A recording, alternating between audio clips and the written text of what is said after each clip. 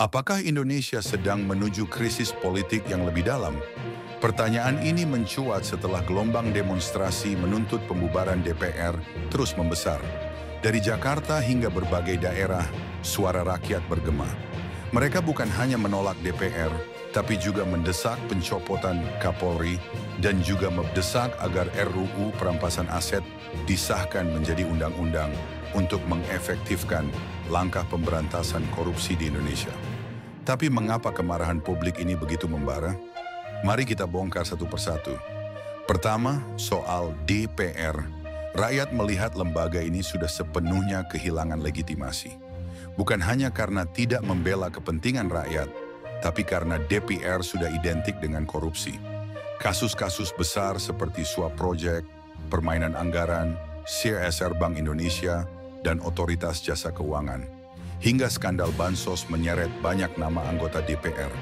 Fakta ini menegaskan bahwa lembaga yang seharusnya mengawasi justru menjadi bagian dari masalah.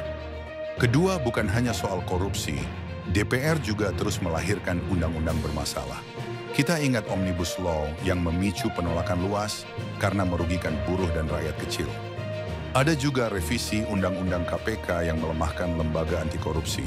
Dan berbagai undang-undang lain yang dinilai lebih berpihak pada kepentingan elit, penguasa, pemilik modal, oligarki, investor, dan pihak asing dibanding kepentingan rakyat. Bagi publik, DPR kini hanyalah mesin produksi regulasi yang merugikan rakyat. Maka, wajar jika seruan bubarkan DPR menggema di jalanan. Ketiga, kemarahan ini semakin besar karena tindakan aparat di lapangan. Aparat dianggap terlalu represif. Gas air mata ditembakkan, demonstran ditangkap, bahkan ada korban jiwa. Semua ini menimbulkan satu tuntutan baru, copot Kapolri. Publik menilai Kapolri sudah gagal menjaga demokrasi, malah menjadi alat penguasa untuk membungkam suara rakyat. Keempat, di tengah krisis kepercayaan ini, DPR dan pemerintah didesak untuk membahas dan merealisasikan RUU perampasan aset menjadi undang-undang.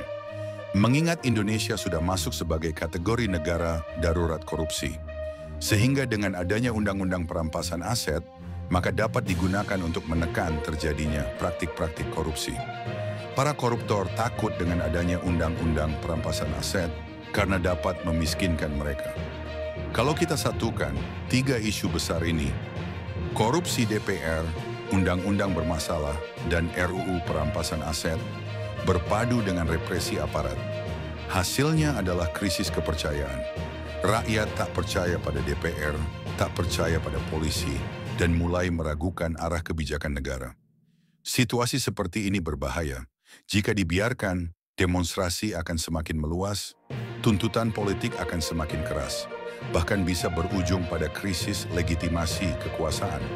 Rakyat bukan lagi menuntut reformasi kecil-kecilan, melainkan perubahan besar, sebuah koreksi total terhadap jalannya demokrasi Indonesia.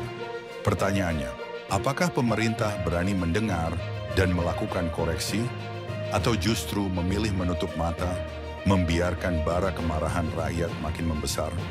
Satu hal pasti, demo yang hari ini menuntut pembubaran DPR bukan sekadar luapan emosi. Ia adalah tanda nyata bahwa Indonesia sedang menghadapi krisis politik yang makin dalam. Bagaimana menurut Anda? Apakah DPR yang penuh kasus korupsi dan melahirkan undang-undang bermasalah masih layak dipertahankan?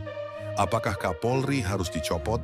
Dan apakah RUU perampasan aset harus dibahas untuk disahkan sebagai undang-undang? Tinggalkan pendapat Anda di kolom komentar. Jangan lupa like, share, dan subscribe agar kita bisa terus membedah isu-isu penting yang sedang mengguncang negeri ini. Untuk Indonesia menjadi lebih baik.